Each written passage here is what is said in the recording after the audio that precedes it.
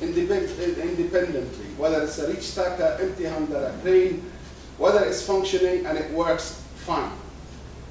Also systems will be tested independently.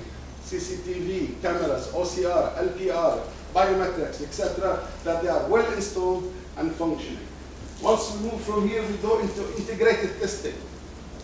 The gate complex, we need the gadgets deployed at the gate complex to talk with the gate operating system, and the gate operating system talks with the terminal operating system. So we will do some integrated testing for the various systems. While we are doing that, training is on. All MPS existing staff that have to touch this, whether it's a machine or a gadget, they will be trained. New staff will join the existing staff, also part of the training. So training is on, rolls with us throughout. Up to May, then we will start in May what we call simulation. Now we will simulate a truck coming in, load, exit, this and that, and see the full cycle, how long it will take. And believe me, we will have stopwatches as well, monitoring every flow and everything until we master it really well. During this period, we will fall on one of you to ask for one vessel to come as an experiment. We will prepare the loading for the vessel, and we will discharge the vessel into the new facility, and we will test real life our capabilities and this. There might not be a perfect vessel call. We want you to bear with us, but this is an important test. Out of that, we will move into the next phase, preparing to go live.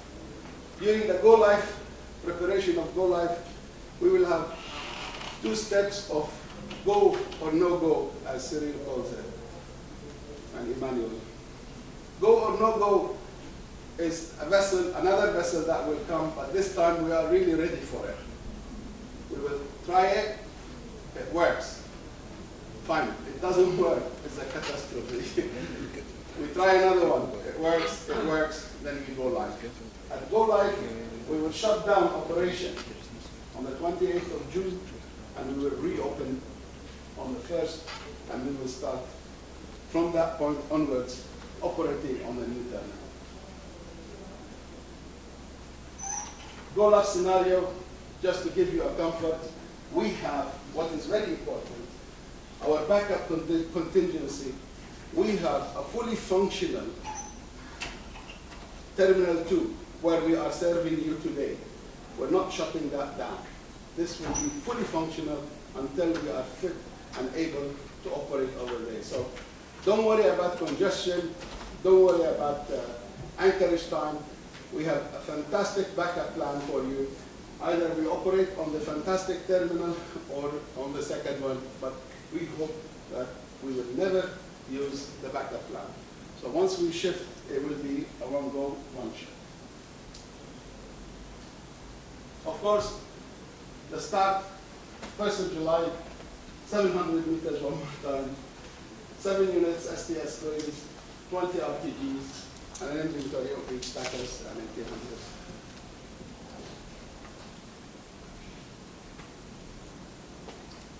At the start, we envisage our capacity to be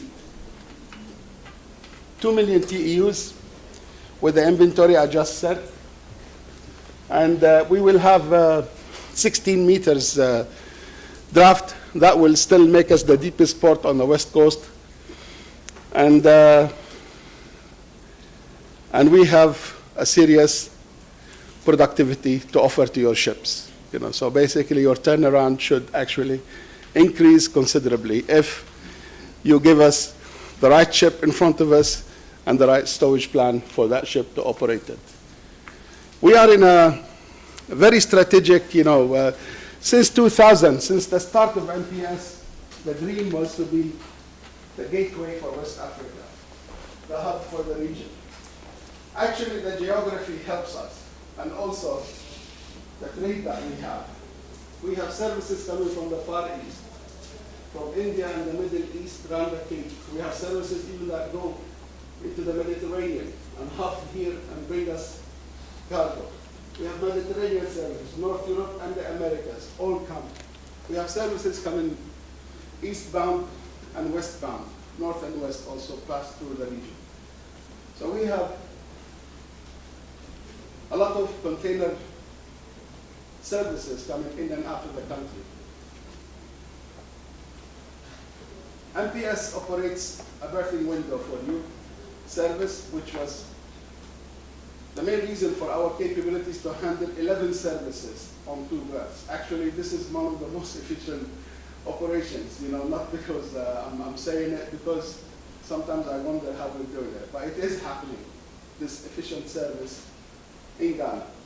16 shipping lines with 11 services, that's quite a high concentration. And we think that some of you might reconsider even the West Africa call, not only the Tema call, and reorganize themselves to fit various scenarios. We're not the only one to offer that service. We have Abidjan and we have Lomé next door to us. Maybe they are able to do something, but I think we are better. Simply because we have the highest concentration. Abidjan has the same of shipping lines. All of your lines call Tema. But not all of you call every other port. So we have the highest concentration. We will have the deepest water for you, and we will have the shortest anchorage time. Today we'll deliver, this is 2017 data, 18 data, where we are actually not bad, actually the best in terms of anchorage time. Nigeria's are 7-8 days, Port Noir, weeks, and so on and so forth.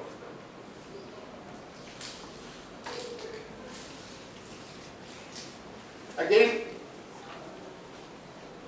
we have a lot of corridors in the region that are undeveloped. We have a lot of ports in the region. They have bad connectivity. They don't connect one with another. Today, if I want to ship to Sierra Leone with any of your lines, it has to go north and come back south, go east and come back west. We don't have connectivity in West Africa. And with MPS creating a first port of call, we hope to create the connectivity that a hub port will dream of.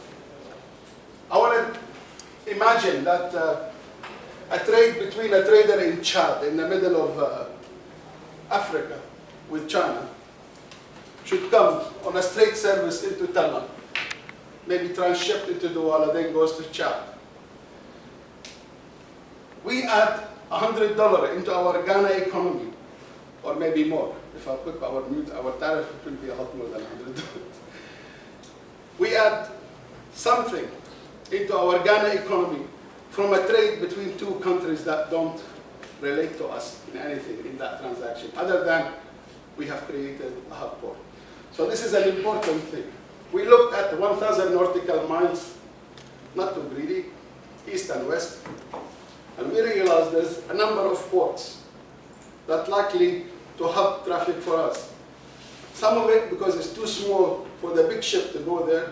Some of it is too congested for the big ship to anchor outside it. So these things, we took it into our consideration, and that is one of the main reasons for accelerating the 4th berth delivery, is to be able to cope with any potential vast acceleration in volume. Because I know you lines, when you take a decision, the transshipment doesn't grow with 5-4%. It's either you bring us 100,000 TEU, 200,000 TEU, boom, one go. So we have to be ready to respond fast should that happen.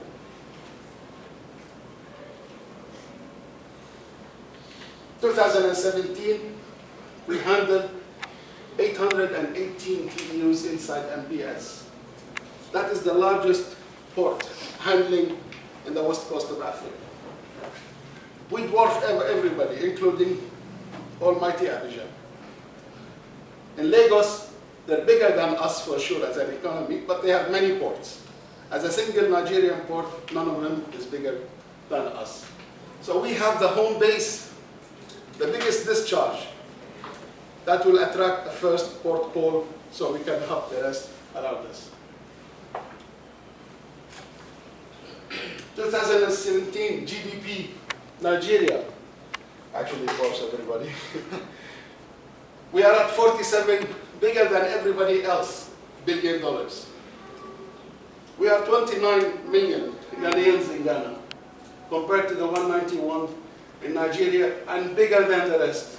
But per capita, we're not dwarfed by Nigeria. We are very close to them, which means we have a little bit better purchase power and economy. So we are counting on that also to grow the per capita. What does the port mean? You know, our main focus is the terminal performance. We want to boost our capacity from the existing 900 million TEU to 2 million into 3.7 million in the future. We want to increase the vessel capacity so importers, exporters, and you gain from the economy of scale. We want to handle bigger vessels. Our moves per hours has to increase, and the port turnaround time has to be faster even with the bigger ships. And terminal productivity. We need to see some excellent shipping line community connectivity for our importers and exporters, as well as for your saving on deployment of vessels onto various services. So basically, we'd like to see some direct services, efficient number of shipping lines that can use the same feeder or carry each other, cross carry, there will be an opportunity for lines that don't want to go to Lagos to ship with the lines that are calling Lagos next. So there will be, between yourself, also opportunities for having and this and that. Call frequency, we want to see, maybe now we've been running for the last 5 years with like systematic, good weekly service. Maybe we want to see a bi-weekly service from the same destination, increasing the number of vessels.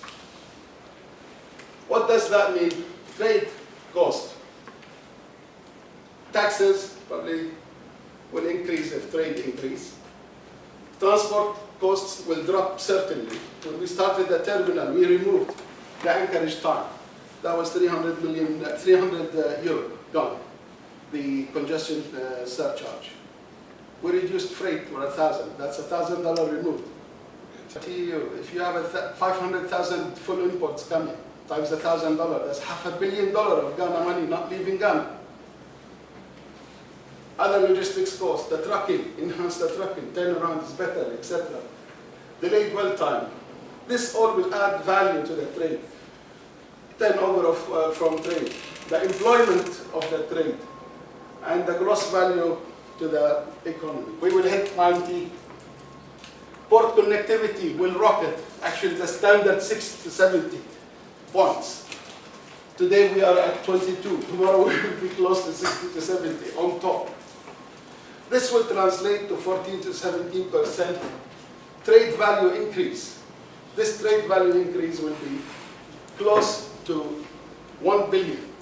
If we divide that 1 billion over the GDP per capita, it's equivalent to 300,000 to 400,000 jobs gained into the economy.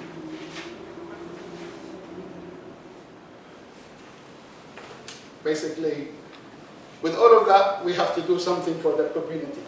We're expecting a road project to happen. Until that happens, we have already solved the congestion at the Tema end of the motorway.